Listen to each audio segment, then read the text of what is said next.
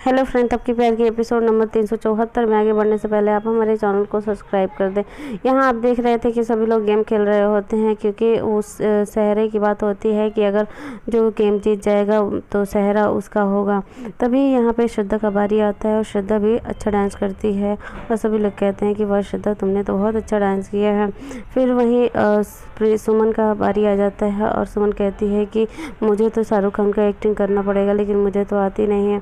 तभी शाहरुख खान का एक्टिंग करती है और उसमें वो हार जाती है। तभी प्रीति भाभी कहती हैं कि नहीं चुटकी, ऐसे नहीं, ऐसे बोला जाता है और तुम हार गए, इसीलिए अब सेहरा लड़कों वालों को दिया जाएगा। तभी वसुंधरा जी कहती है कि हाँ सुमन बहू दे दो ये सेहरा लड़कों वालों को। तभी वहाँ पे जैसे ही सुमन भाभी जा रही होती है, तभी ध्रुव जो होता है वो कहता है कि मैं चाहता हूँ कि थपकी की मम्मी जाके वो सेहरा बिहान को वो अपने हाथों से दें। तभी वसुंधरा जी कहते हैं कि हाँ हाँ, सभी लोग कहते हैं हाँ हाँ ठीक है आप जाइए। तभी वो उधर जाती हैं। इधर जो ध्रुव है वो बहाने से कि मैं उसका फ़ोन आ जाता है और उस बहाने से चला जाता है और वो आग लगा देता है जहाँ वो मोमबत्ती का मतलब पूरा छिटा हुआ है वो रहता है फर्श पे। जैसे ही जो थपकी की मम्मी है जैसे ही जाती हैं वो सेहरा उठाने के लिए, तब तक ही एकदम आग पूरा पकड़ लेता है और उनका दोनों हाथ जल जाता है। तभी सभी घर वाले आते हैं और उनको पकड़ते हैं, उसके बाद उनको संभालते हैं और जो बिहान और ध्रुव और अश्विन और संजय हैं वो सारे लोग मिलके आग को बुझाते हैं और उन जो थपकी की मम्मी है उनको वहाँ से लेके चले जाते हैं। जो ध्रुव है वो इधर स्माइल कर रहा होता है कि चलो मैं कामयाब हो गया, अपनी जो भी मैंने चाल चली थी उसमें मैं कामयाब हो गया, और काफ़ी स्माइल कर रहा होता है। कहता है चलो अब तो शादी ये नहीं होगी। तभी इधर डॉक्टर आता है, वो कहता है कि आपको 8-10 दिन का मतलब रेस्ट करना होगा, तभी और कहीं आपको जाना होना नहीं है, दौड़ धूप नहीं करना है और आप रेस्ट कीजिए, तभी आपका तबीयत सही होगा। इधर थपकी कहती है कि माँ तब शादी हम लोग टाल देते हैं, क्योंकि आप नहीं रहेंगे तो शादी कैसे होगी। तभी घर के सभी सदस्य कहते हैं कि हाँ ये बात तो सही है, आप सही नहीं रहेंगी तो फिर शादी होगी और अच्छा नहीं लगेगा, इसीलिए आप भी शादी मतलब मैं थपकी और हमारी शादी अभी नहीं होगी, 10 दिन बाद हो जाएगी और सब सही हो जाएगा तो हम लोग की शादी होगी।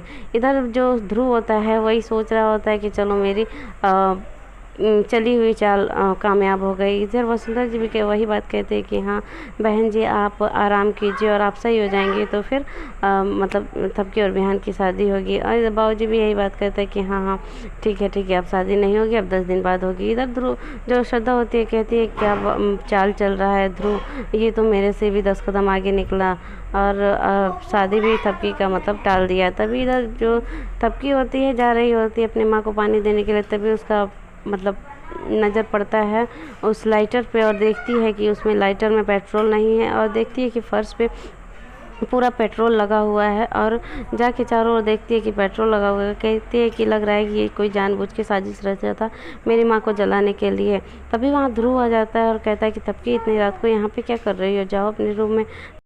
तभी थपकी कहती है कि देखिए ना सर, ये पेट्रोल छिड़का हुआ है और मुझे लग रहा है कि माँ को हाथ जलाने में किसी न किसी की साजिश है। तभी ध्रुव कहता है कि ऐसी कोई बात नहीं है, तुम आंटी जी के बारे में कुछ ज़्यादा ही सोचती हो, फिक्र करती हो, इसीलिए तुम्हें ये सब मतलब सोच तुम्हारे दिमाग में घूम रहा है और कोई बात नहीं है।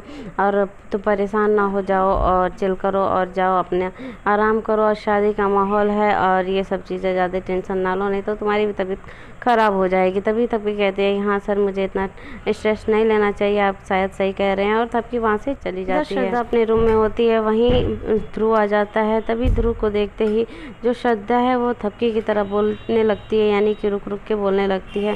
तभी ध्रुव देखता है उसकी सारे हरकतें और नोटिस करता है। फिर वो जैसे ही श्रद्धा उसके पास आती है की तरह बोलती है, तभी ध्रुव कहता है अब ये क्या नया नाटक कर रही हो। तभी वो कहती है कि मैं तुम्हें रुक रुक के बोलने वाले लोग पसंद है ना, इसीलिए मैं रुक रुक के बोल रही हूँ ताकि तुम मुझे पसंद करो।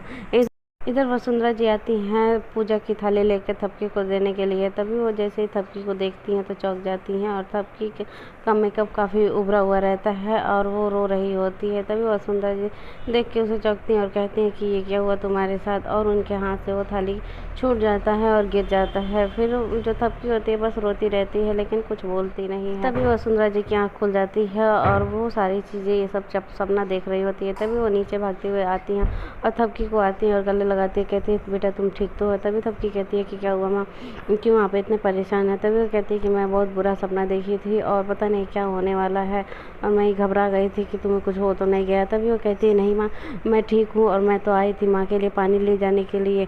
तभी वो कहती है ठीक है, तुम पानी ले लो और मेरे सामने लेके जाओ अपने रूम में। तभी थपकी कहती है ठीक है मैं जा रही हूँ। तभी वह सुंदरा जी उसे देखती है और सोचती हैं कि आखिर में इतने खराब सपने मुझे क्यों आ रहे हैं।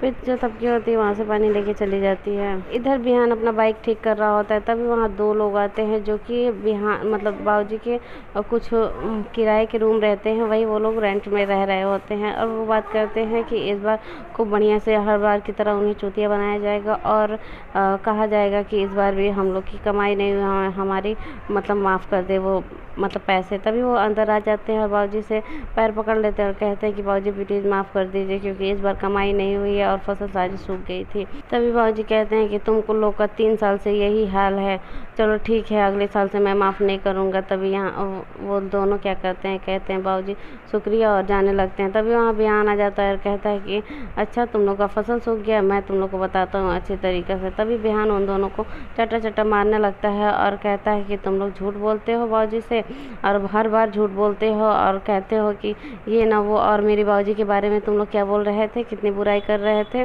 और उन्हें खूब मारता है। तभी वहाँ थपकी आ जाती है और थपकी कहती है कि बिहान ये तुम क्या कर रहे हो, तुम इन्हें क्यों मार रहे हो। तभी बिहान कहता है कि ये दोनों मिल के बाबूजी की मेरी मतलब बहुत ज़्यादा बदनामी कर रहे थे, इसीलिए मैं इन्हें मार रहा हूँ और ये हर साल झूठ बोलते हैं कि पैसे नहीं लाए, सारा ये लोग खा पी लेते हैं। तभी वहाँ ध्रुव आ जाता है, कहता है कि आराम से भी बात किया जा सकता है बिहान, इन्हें क्यों मार रहे हो, तुम क्यों इतना गुस्सा करते हो, आराम से बात करो। तभी जो बिहान होता है वो कहता है कि नहीं मैं आराम से नहीं बात करूँगा। तभी बाबूजी कहते हैं कि रुको बिहान, और उन्हें कहते हैं कि ठीक है तुम लोग जाओ, हमने तुम्हारा किराया माफ़ किया लेकिन अगले साल से माफ़ नहीं करेंगे। तभी जो थपकी होती है कहती है कि बिहान तुम इतना गुस्सा क्यों करते हो। तभी जो बिहान होता है कहता है कि अच्छा गलती उन लोगों की और सब लोग मुझे बोल रहे हो, हाँ ठीक है मैं ही गलत हूँ।